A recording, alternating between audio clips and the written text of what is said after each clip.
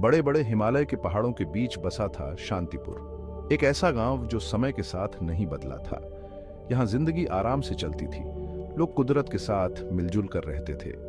हवा ताजी, पानी शुद्ध, घाटी में हंसी गूंजती रहती थी। ये एक बहुत ही सुंदर जिंदगी थी, एक ऐसी जगह जहां समय रुक सा गया था।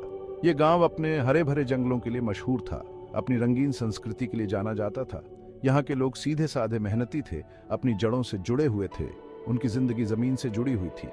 वो अपने रीति रिवाजों को बड़े उत्साह से मनाते थे। शांतिपुर शांति का गांव था, खुशियों का गांव था, एक ऐसी जगह जहां हर कोई अपने पड़ोसी को जानता था, प्यार और इज्जत से बंधा हुआ समुदाय।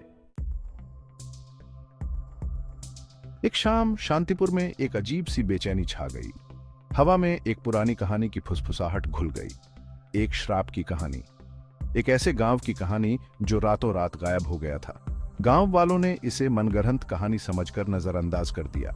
वो अपनी रोज की जिंदगी में लगे रहे, लेकिन उनके मन में शक का बीज बो दिया गया था। गांव के बुजुर्गों को कहानियां याद आने लगीं जो उनके दादा परदादा बताया करते थे। एक छिपे हुए श्राप की कहानियां, एक ऐसा श्राप जो शांतिपुर पर अंधेरा ले आएगा। हर गुजरते दिन के साथ फुसफुसाहट तेज होती गई। वो एक बलिदान की बात करती थी, एक ऐसा बलिदान जिसने पहाड़ के देवताओं को क्रोधित कर दिया था, एक ऐसा बलिदान जिसके भयानक परिणाम होंगे। जैसे ही सूरज ढलने लगा, एक घना कोहरा छा गया। ऐसा कोहरा गांव वालों ने पहले कभी नहीं देखा था। वो घना था, दिशा भ्रमित करने वाला था। इसने अपने रास्ते की हर चीज को निगल लिया। गांव की जानी पहचानी आवाजें धीमी हो गईं। उनकी जगह एक भयानक सन्नाटा छा गया। गांव वालों के दिल दहशत से भर गए। वो अपने अपने घरों में दुबक गए। उन्होंने कोहरे के हटने के लिए प्रार्थना की, लेकिन कोहरा और घना होता गया। ये उनके घरों में घुस गया।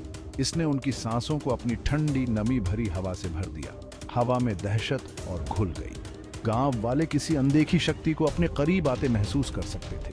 कभी जानी पहचानी गलियां अब अजनबी लग रही थी, खतरनाक। अगली सुबह कोहरा छंट गया, सूरज चमक रहा था, लेकिन शांतिपुर गायब था। पूरा गांव बिना किसी निशान के गायब हो गया था। इसका अस्तित्व था, इसका बस एक ही सबूत था, वो जगह जहां कभी घर हुआ करते थे, उसकी हल्की सी रूपरेखा और हवा में छाया हुआ डर। शांतिपुर के गायब होने की खबर आग की तरह फैल गई। लोग हैरान थे, वो डरे हुए थे। एक पूरा गांव हवा में कैसे गायब हो सकता है? क्या ये श्राप था? क्या पहाड़ के देवताओं ने आखिरकार बदला ले लिया था? अधिकारियों ने पूरी जांच शुरू कर दी, लेकिन उनकी कोशिशें बेकार गईं। गांव वालों का कोई पता नहीं चला, संघर्ष का कोई निशान नहीं। ऐसा था जैसे शांतिपुर का अस्तित्व ही मिट गया हो। भाग 5 रहस्य से पर्दा उठता है। शांतिपुर का गायब होना एक राष्ट्रीय रहस्य बन गया। कई धारणाएं उभरी। कुछ का मानना था कि गांव वालों को एलियंस अगवा करके ले गए हैं। कुछ ने गुप्त सरकारी प्रयोगों के बारे में अफवाहें फैलाईं। लेकिन सबसे मशहूर धारणा श्राप की थी, वो श्राप जो पीढ़ियों से शांतिपुर को परेशान कर रहा था। शांतिपुर का रहस्य देश को अपनी चपेट में ले चुका था। लोग कहानी की तरफ खींचे चले आ रहे थे। ये रहस्य की कहानी थी, ये डर की कहानी थी, ये एक ऐसी कहानी थी जिसे भुलाया नहीं जा सकता था। इस कहानी में दिलचस्पी रखने वालों में डॉक्टर माया शर्मा भी थी, एक प्रसिद्ध इतिहासकार और पुरातत्वविद। डॉक्टर शर्मा हमेशा से ही हिमालय से मोहित रही थी।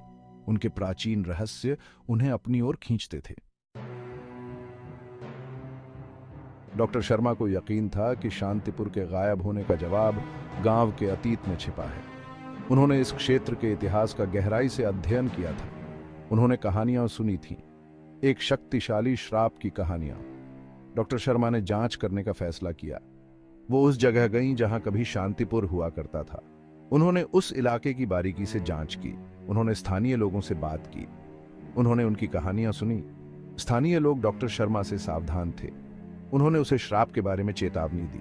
उन्होंने उससे जाने के लिए विनती की, लेकिन डॉक्टर शर्मा पीछे हटने वाली नहीं थी। वो सच्चाई का पता लगाने की ठान चुकी थी। डॉक्टर शर्मा को पता चला कि शांतिपुर का एक काला राज था, एक ऐसा राज जो सदियों से दबा हुआ था। स्थानीय लोगों के अनुसार गांव वालों ने एक बार पहाड़ के देवताओं को क्रोधित कर दिया था। उन्होंने एक निषिद्ध अनुष्ठान किया था, एक ऐसा अनुष्ठान जिसने उन पर एक भयानक श्राप डाल दिया था। श्राप में कहा गया था कि एक दिन शांतिपुर गायब हो जाएगा, इससे पहाड़ निगल जाएगा, गांव वाले हमेशा के लिए खो जाएंगे। डॉक्टर शर्मा को पहले तो शक हुआ, वो विज्ञान की महिला थी, वो श्राप में विश्वास नहीं करती थी, लेकिन जैसे जैसे उन्होंने अपनी जांच को और गहराई से किया, वो सोचने पर मजबूर हो गई। सबूत नजरअंदाज करने के लिए बहुत मजबूत थे, कहानियां, फुसफुसाहट, अजीब कोहरा, सब कुछ श्राप की ओर इशारा कर रहा था। भाग 8, अनजान में एक सफर। अपनी जिज्ञासा और सच्चाई का पता लगाने की तीव्र इच्छा से प्रेरित होकर डॉक्टर शर्मा ने हिमालय के बीचों बीच एक खतरनाक यात्रा शुरू की। उनके साथ 2 स्थानीय गाइड थे। वो दोनों अनुभवी पर्वतारोही थे, लेकिन वो श्राप से डरे हुए थे। यात्रा कठिन थी, रास्ता खतरनाक था, मौसम अप्रत्याशित था, लेकिन डॉक्टर शर्मा आगे बढ़ती रहीं। वो अपनी मंजिल तक पहुंचने की ठान चुकी थी। पहाड़ों पर ऊंचाई पर स्थित एकांत मठ।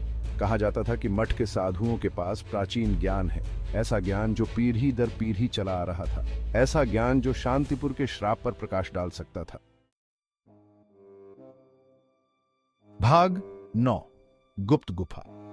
कई दिनों की कठिन यात्रा के बाद डॉक्टर शर्मा और उनके गाइड मठ पहुंचे। साधुओं ने उनका खुले हाथों से स्वागत किया। उन्होंने डॉक्टर शर्मा की बात ध्यान से सुनी जब उन्होंने अपनी खोज के बारे में बताया। उन्होंने शांतिपुर के भाग्य के बारे में सुना था, वे श्राप के बारे में जानते थे। साधुओं ने डॉक्टर शर्मा को बताया कि श्राप बिल्कुल सच था। उन्होंने बताया कि इसे तोड़ने का एक तरीका था, लेकिन यह खतरनाक होगा। उन्होंने उसे पहाड़ के भीतर छिपी एक गुप्त गुफा के बारे में बताया। गुफा के अंदर एक डायरी थी, उस तांत्रिक की डायरी जिसने श्राप दिया था। डायरी में श्राप को तोड़ने की कुंजी थी, लेकिन इसमें एक काला राज भी था, एक ऐसा राज जो डॉक्टर शर्मा को गंभीर खतरे में डाल सकता था। भाग 10, डायरी का खुलासा। खतरों के बावजूद डॉक्टर शर्मा डायरी खोजने के लिए दृढ़ थीं। उन्होंने साधुओं को गुप्त गुफा तक मार्गदर्शन करने के लिए मना लिया। प्रवेश द्वार एक झरने के पीछे छिपा हुआ था। ये एक जोखिम भरी चढ़ाई थी, लेकिन आखिरकार वे अंदर पहुंच ही गए। गुफा अंधेरी और नम थी, सड़ांध की गंध से हवा भरी हुई थी। डॉक्टर शर्मा ने डायरी को एक पत्थर की वेदी पर पड़ा हुआ पाया। उसने उसे सावधानी से खोला। पृष्ठ अजीब प्रतीकों और लेखन से भरे हुए थे। ये प्राचीन लोगों की भाषा थी। साधुओं ने डॉक्टर शर्मा को डायरी का अनुवाद करने में मदद की। इसमें उस तांत्रिक की कहानी बताई गई थी जिसने शांतिपुर को श्राप दिया था। तांत्रिक को गांव वालों ने धोखा दिया था। उन्होंने अपना समझौता तोड़ दिया था। अपने क्रोध में आकर उसने उन्हें श्राप दिया था। डायरी में श्राप के पीछे का काला राज भी बताया गया था। भाग 11, एक अनसुलझा रहस्य। डायरी से पता चला कि श्राप सिर्फ एक कहानी नहीं थी, यह सच था, और यह जितना किसी ने सोचा था उससे कहीं अधिक भयावह था। लेकिन डायरी अचानक खत्म हो गई। इसने गांव के अचानक गायब होने का कोई स्पष्टीकरण नहीं दिया, न ही इसने श्राप को तोड़ने का कोई तरीका बताया। डॉक्टर शर्मा पहाड़ों से जवाबों से ज्यादा सवाल लेकर लौटी। शांतिपुर का रहस्य अनसुलझा ही रहा। श्राप नहीं टूटा, ग्रामीणों का भाग्य अज्ञात रहा। कुछ लोग कहते हैं कि शांतिपुर अभी भी कहीं है, हिमालय की धुंध से ढकी चोटियों में कहीं छिपा हुआ है। उस दिन का इंतजार कर रहा है जब श्राप टूटेगा और ग्रामीण आखिरकार घर लौट सकेंगे।